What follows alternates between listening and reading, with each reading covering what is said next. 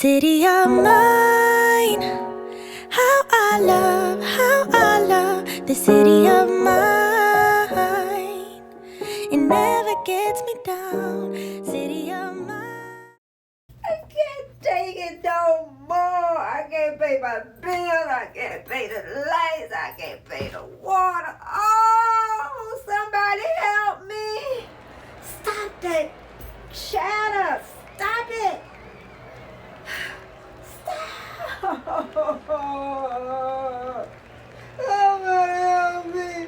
Help me, please.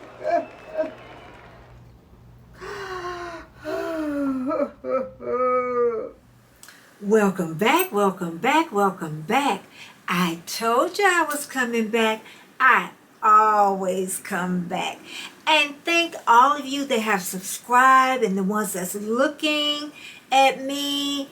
And I don't want to call anybody lurkers. They just people of interest. But I just want everybody to know that you have been showing out. And like I say that on every video because it is so important for me to get those comments, feedbacks, thumbs up, to help me grow. And also watch my playlist, my videos from the time I started on YouTube until now. And I'm sure you'll find a lot of hilarious stuff about me on those videos. This world is just moving so fast.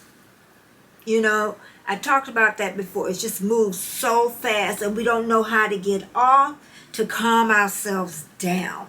Okay? And what I showed you at the beginning is really that was the way that I acted when my kids were small and I was a single parent. And I'm telling you, and this other single moms that's out there know exactly where I was. Not that way now. You know, kids are grown, gone, so you have a couple extra pennies that you can spend. But it's hard. But we got to find a way to calm ourselves down in this world. And we're going to share that with you. You just hang right on here with me. Good morning, family. I just wanted you to share a quick moment of what I enjoy early in the morning. I wake up, house is quiet.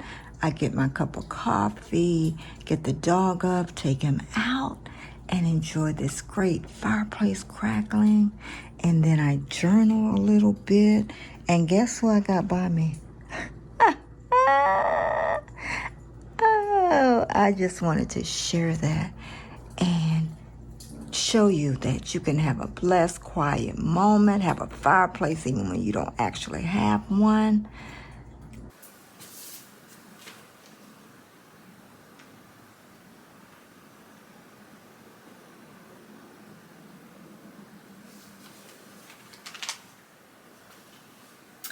Okay, that was just a way of calming ourselves down early in the morning or late in the evenings when we go to bed. That helps so much just to try to clear that clutter out your mind. And then we have work. Oh my God. Who wants to go to work? Who wants to go to work? Or should I say, this is the way that I used to go to work and how I felt. And here it is. Oh, I don't want to go to work today. Oh, I don't. Look at me locking my own self out. Oh, child. I tell you.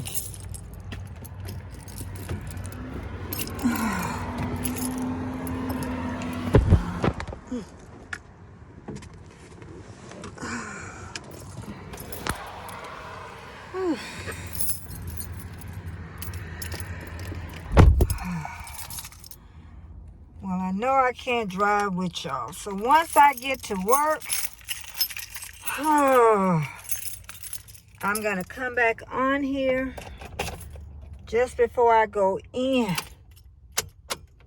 And I'll see y'all in a little bit. Okay, I made it to work. Boy, I cannot stand that Annette girl at work. Oh, she right there. As soon as I walk in the door, she like got something for me to do. I am sick and tired of this job. I already got enough home. Oh, God. Help me. You know what? The only thing that helped me before I go into work, I have to say my prayer. God, help me through this day. Don't let me hurt nobody. Let me remain calm. And in the name of Jesus, I pray. Amen.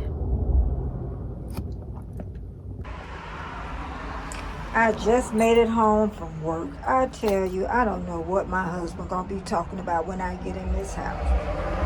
Oh God, I probably need to say a prayer too.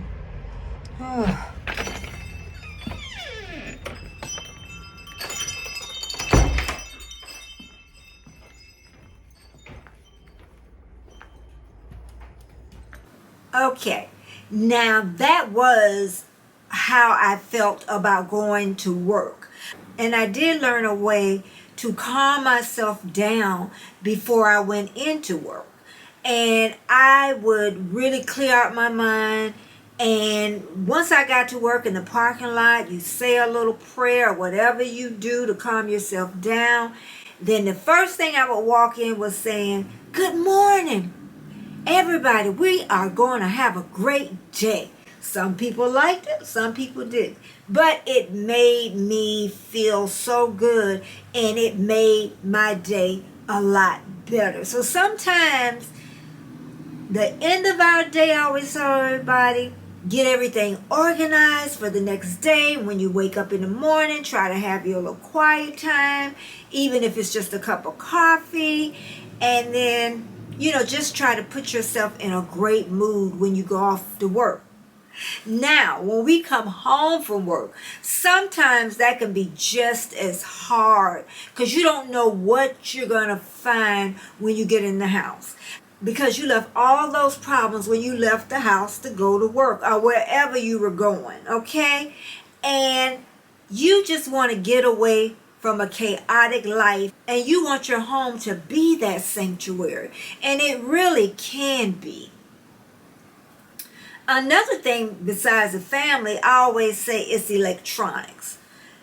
As soon as you get up in the morning, the electronics is right there. You're on the computer and you're just going away. Are you looking at the phone and you're going away? I am seriously guilty of not paying attention when somebody's talking on the phone. It could be my sister. She's called me on it so many times. A friend of mine that's just happened. And put those electronics away when someone's calling or when someone's talking at me. Because electronics have taken over our lives from morning to evening. Even when we sleep, when we go to the bathroom and we wake up and what do? We get that phone and we pull it up and we look to see what happened during the night. So if you can disconnect from that, even if you do it first thing in the morning, don't run right to the computer or the phone. Get you a cup of coffee, cup of tea. Try to relax. And I know it's hard when you have little kids, but try not to get on these electronics the first thing in the morning. And try not to make it the last thing you do at night, because we even know the blue lights affect us. It affects your sleep pattern. So let's try to get away from the electronics just a little bit. And I know it's hard because it's around us 24 hours a day. Biggest chatter in our brains is finances. Studies have shown this is what most married people argue about, or couples. It's finances, because we know the rent's got to be paid. And like I say, we know that the rent has increased so much, or the mortgage. And if you got the mortgage, then you got the taxes increased. The insurance for the house, you got that increasing. Even now, formula for the babies. How you run out of formula for the babies? How come they can't produce? Because they had one major company, I guess, and they had problems in their warehouse, and they're saying it's going to be what, about 10 weeks? Parents are really scared they're not going to have the milk that their children need. And also, we can always think too, when we're really down and out, there are always other options if you think outside the box. Because I know one couple that had a set of twins, they had a special milk, but come to find out, Aldi's, the grocery store, had their milk in another name. So they got to use another name brand milk, but it was the same as the milk that they could not find on the shelves.